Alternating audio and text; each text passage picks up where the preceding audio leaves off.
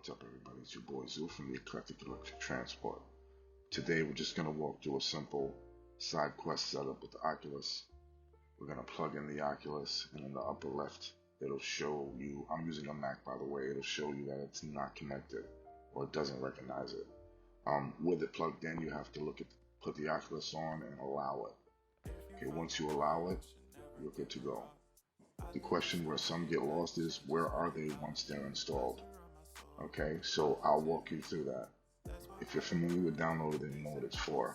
So I added Downloader, and just going to double check, click the file, make sure it's there, hit the X, and back out of SideQuest the right way.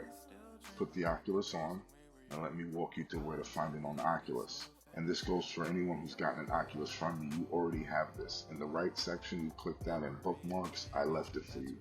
Any updates that are needed, you just click there. This is where your apps are. If you're interested in my app, you use Downloader and you type that in.